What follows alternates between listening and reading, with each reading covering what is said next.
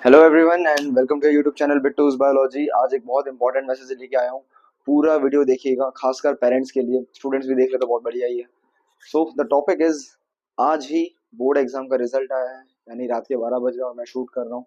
ठीक है, तो रिजल्ट आ चुका है सुबह के टाइम पे। एंड सुबह से मैंने बहुत सारे स्टूडेंट्स के रिजल्ट देखे, जिन्होंने मुझे भेजा, जिन्होंने नहीं भी भेजा। यहाँ वहाँ सोर्सेस लगा के I saw the results of my students जो स्कूल या ट्यूशन वगैरह में पढ़ते हैं।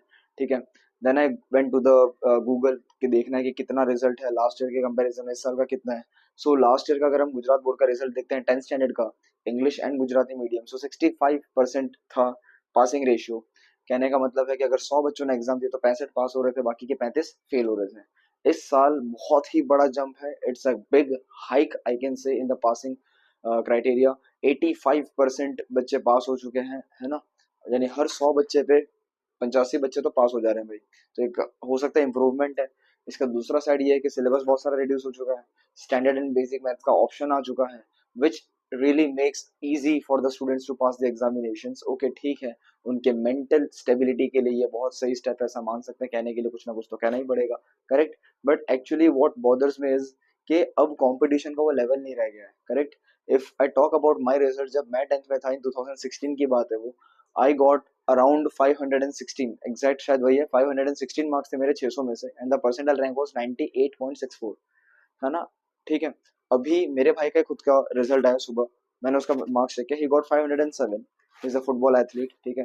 तो पूरे साल तो कुछ पढ़ा नहीं उसने। ये मैं शेयर इसीलिए कर रहा हूँ क्योंकि एक एग्जांपल सेट करना चाह रहा हूँ मैं कि पेरेंट लोग क्या सोचते हैं, अपने को क्या करना चाहिए एज ए टीचर, मेरा क्या रोल है सोसाइटी में और बाकी टीचर्स के लिए भी। उसका रिजल्ट है 507। और जब मैंने उसका परसेंटाइल चेक किया, आई एक्सपेक्टेड कि 95 96 तो होना चाहिए, बट इट वाज सरप्राइजिंगली 90। यानी गुजरात में 10% बच्चे 507 मार्क्स से ज्यादा ला चुके हैं, यानी 85%, 84% से ज्यादा है। अगर 85 90 लाना इतना इजी हो चुका है, तो वेर इज द रेरिटी? वो रेयर एलिमेंट कहाँ है? अगर A1 बच्चे, 23,000 बच्चे अगर A1 में आ रहे हैं, तो आप सोचिए कि क्या कंपटीशन रह गया है। हाँ, कह सकता हूँ कि 2016 में जितने बच्चों ने अपेयरेंस दिया था बोर्ड एग्जाम में, उसके सामने आज बहुत ज्यादा हो गया होगा, I understand. But percentile rank में डिफरेंस देख रहे हैं आप लोग। तो पेपर का जो चेकिंग करने का लेवल हो गया पूरा लिबरल, पेपर बनाने का जो लेवल है वापस अगेन लिबरल। सो हो सकता है एक शॉकिंग एलिमेंट हो कि अब A1 की उतनी ज्यादा इंपॉर्टेंस रह नहीं गई है, बिकॉज बहुत बच्चे ला रहे हैं। आई am not demotivating the students, those who got A1, okay congratulations, बहुत खुश रहो, पार्टी करो, ऐश करो, मौजे करो, मुझे क्या, है ना। बट बात यह है कि कहीं ना कहीं बहुत डाइल्यूट कर दिया है एग्जाम्स को। ठीक है, दूसरा एक प्रॉब्लम यह है कि all of the parents at this stage are expecting their students to be on the banner board. सारे पेरेंट को ये उम्मीद होती है कि भाई मेरा बेटा सक्सेसफुल हो जाए, मेरी बेटी अच्छा मार्क ले आई, ये वो जो भी है। एक सिंपल सा एग्जांपल दूंगा आपको पेरेंट्स। पहली बात, you should never ever have this level of expectations. ठीक है, इतना अगर आप स्टैंडर्ड हाई कर दोगे, बार यहाँ पे सेट कर दोगे, उसके नीचे थोड़ा भी आपका बच्चा है, आपको एक्सपेक्टेशंस पे लात मारेगा और डिसअपॉइंटमेंट हो जाएगी। हो सकता है उन्होंने जानबूझ के नहीं पढ़ा हो, या फिर पढ़ा हो और मार्क्स नहीं आए हो। ठीक है, अब यहाँ पे दो पर्सपेक्टिव होता है।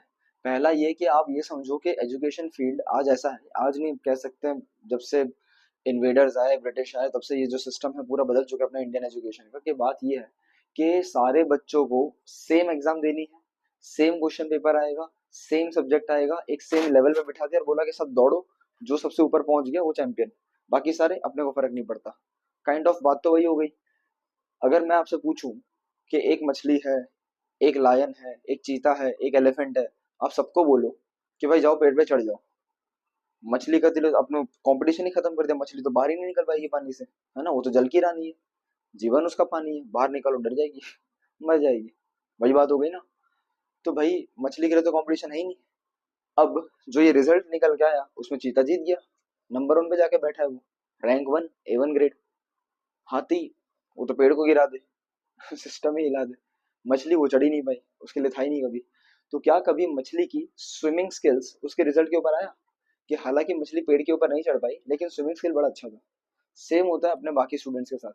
जो बच्चे एकेडमिक्स में बहुत अच्छे होते हैं, उनका तो रिजल्ट आ जाता है 90 95 99 100, इवन 100, करेक्ट। बट जो दूसरे बच्चे हैं जिनका शायद थोड़ा कम रिजल्ट आया है, उनसे कौन पूछ रहा है ना। मैं सारे पेरेंट्स को भी दोष नहीं दूंगा, many parents are understanding, many parents are not, and I don't expect all of you to be the same, and I shouldn't be lecture you on parenting.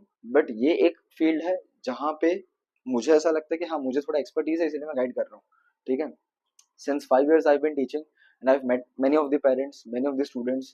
ठीक है, तो उन लोगों का हमेशा एक माइंडसेट रहता है कि यार सारे लोग एक ही चीज तो एक्सपेक्ट करके बैठे हैं, सबको यही चाहिए ना कि अपना बेटा टॉपर हो जाए। क्या रीजन है? दो ही रीजन है। पहला स्टेटस सिंबल, सोसाइटी में स्टेटस होना चाहिए, यार मेरे बगल वाले के इतने मार्क्स आए थे, उसके उतने आए थे, उस रिश्तेदार के इतने आए थे, तेरे मामा तेरे चाचा इसका बेटा उसका बेटा। क्यों भाई? आप भी तो सबके पापा की तरह अमीर नहीं हो। एज अ पेरेंट आप भी सबके पापा की तरह सेम जॉब लेवल पे जाके नहीं बैठे हो, सेम क्लास नहीं है, सेम स्टैंडर्ड नहीं है। Then why do expect your child to be the one? जरूरी नहीं है ना, सबका कैच अलग होता है, it's not everyone's cup of tea. तो ठीक है ना यार, लेट मूव ऑन। और मैंने भी ये देखा है कई सालों में कि ऐसा नहीं है कि भाई जो टॉपर होता है वही बहुत अच्छा कर लेता है लाइफ में, बाकी लोग तो कुछ कर ही नहीं पाते, है ना। मैं आपको बहुत सिंपल सा एग्जांपल दूंगा। आज जो एक एवरेज दुकानदार है, गैरेज वाला है, चाय वाला है, ठीक है, थोड़ी सी भी अगर सही जगह लेके बैठा है ना, he is earning more than a corporate life. आप ये मान के चलिए। ठीक है, कोई बैंक में अगर कोई मैनेजर की पोस्ट पे जाके जब कमाता है ना 1.5-2 लाख रुपए, उतना एक नॉर्मल धंधे वाला भी कमा ही रहा है। और उसको फर्क नहीं पड़ा कभी, है ना, कि A+B द होल स्क्वायर का आंसर क्या आया था कभी। Doesn't matter. ठीक है, क्यों? क्योंकि जो आपकी प्रैक्टिकल नॉलेज है वो तो टेक्स्ट बुक में कभी थी ही नहीं, वो तो लाइफ से ही सीखना था। तो एज अ पेरेंट हमको ये भी समझना है, आपको ये भी समझना है कि भाई मार्केट में कुछ और चीज की डिमांड है, अपने सप्लाई किसी और चीज की देने के पीछे लगे हुए हैं, है ना। तो बहुत अलग अलग चीजें हैं। अब आप पूछेंगे तो सर क्या पढ़ना छोड़ दे? क्या बच्चे A1 ग्रेड ला रहे हैं वो भी प्रॉब्लम है अभी? तो भाई देखो, प्रॉब्लम कुछ नहीं है, इट्स नॉट द प्रॉब्लम। बात ये है कि डेफिनेटली A1 लाने से या A2 लाने से या अच्छे मार्क्स लाने से उसको कॉन्फिडेंस आएगा फॉर द लाइफ टाइम, कि भाई मैं एक टाइम पे रैंकर था, मैंने बहुत अच्छी पढ़ाई की थी, वो रिजल्ट देकर उसको कॉन्फिडेंस आएगा कि हाँ ये मैं ही हूँ जिसने पढ़ा था, यही मेरे मार्क्स है, I can do it again. तो वो एक वॉरियर स्पिरिट, वो एक डिसिप्लिन स्पिरिट आएगा, नो डाउट। लेकिन इसका मतलब ये नहीं कि अगर उसने वहां अच्छा नहीं किया तो कुछ भी नहीं कर सकता, that he is good for nothing. वो मेंटेलिटी भी गलत है। इसके दोनों साइड है, मैं आपको दोनों साइड बता रहा हूँ। ठीक है, फिर एक ये होता है ना कि रिलेटिव का प्रेशर होता है कि यार ये लोग एग्जाम के टाइम पे सबके कॉल आएंगे, हम क्या जवाब देंगे, क्यों देंगे। भाई आप ये भी सोचो कि अगर आपके रिश्तेदार आपको फोन कर रहे हैं, आप भी किसके रिश्तेदार थे, आपने भी अपने टाइम पे चांस नहीं छोड़ा था, आपने भी कॉल किया था उनको, करेक्ट? वो भी करेंगे। और अगर करते भी हैं तो यार क्या फर्क पड़ता है भाई, एक दो दिन बात होगी, फिर सब लोग अपने अपने लाइफ में बिजी, नोबडी केयर्स। आपको ये पता होना चाहिए कि आपके बच्चे के अच्छे मार्क्स लाने के पीछे का रीजन क्या है। कि आप ये चाहते हो कि मेरा बेटा सच में पढ़ के रिजल्ट लाए, इसीलिए उसको प्रेशर डाल रहे हो, या फिर आप ये चाहते हो कि अगला क्या सोचेगा, उसको मैं क्या रिजल्ट बता पाऊंगा, इसके लिए पढ़ाई कर रहे हो। Both of the things are different.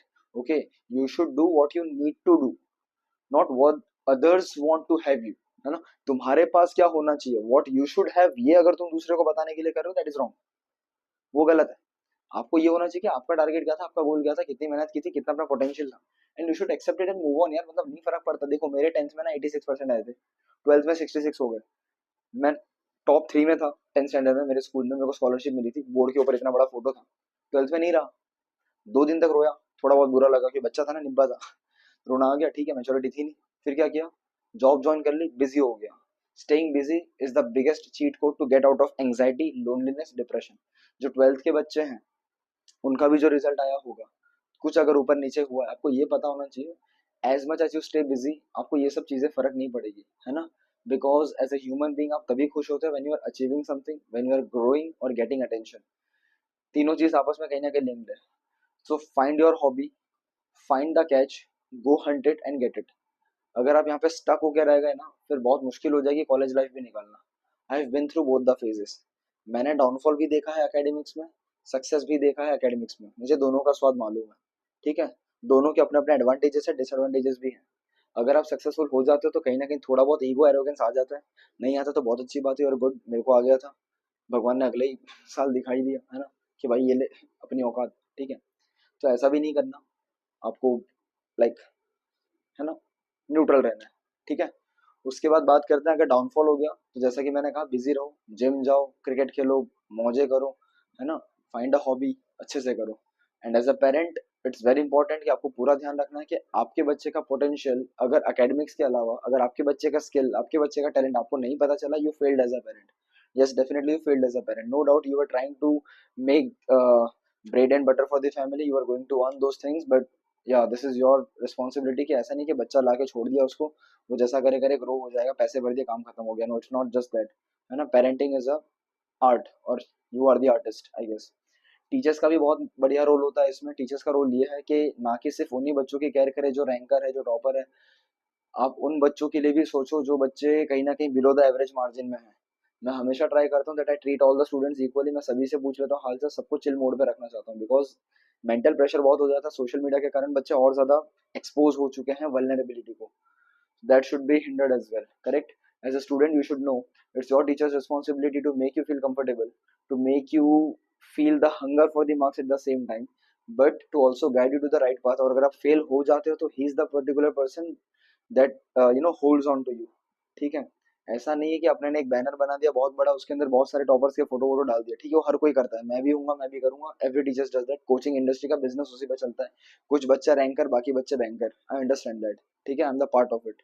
But ethically आप इतना गलत नहीं कर सकते कि जो बच्चे का फोटो वहां पे नहीं लगा, एड्स में आपने जो एडवर्टाइजिंग की उसमें कुछ बच्चों का बैनर पे फोटो नहीं लगा। अब आप सोचिए वो बच्चा जितनी बार वो फोटो देखेगा, जितनी बार he will pass from the same street, and he will और शी विल पर्टिकुलरली रिमेंबर कि I was the part of this batch and yet I am not there.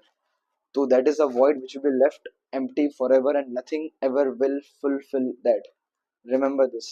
As a teacher, it's our role, it's our duty to make understand every child that beta, you are different, you are unique, you have this ability, this skill, please work upon that। क्योंकि आप भी जानते हो, मैं भी जानता हूँ कि ये मार्क्स मैटर नहीं करते। जब हम मार्केट में उतरेंगे, जब आगे जाएंगे बड़ी फील्ड में, तो प्रैक्टिकल नॉलेज काम आएगा और स्किल सेट काम आएगा। ये स्टूडेंट्स एंड पेरेंट्स ध्यान से सुनिएगा, skill set is the most important thing जो काम आने वाला है।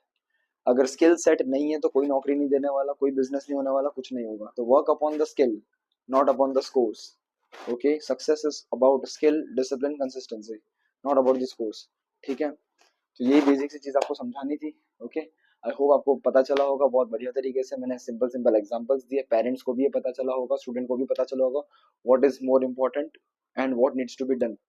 सो just work upon your potential, do good, be happy and stay calm, because life has bigger things to come upon you. बहुत सारी अपॉर्चुनिटीज आएगी, आपको प्रूव करने को मिलेगा। तो अगर यहाँ पे एक सेटबैक हुआ है तो बुरा नहीं मानना बेटा, आगे बहुत सारी चीजें हैं करने को।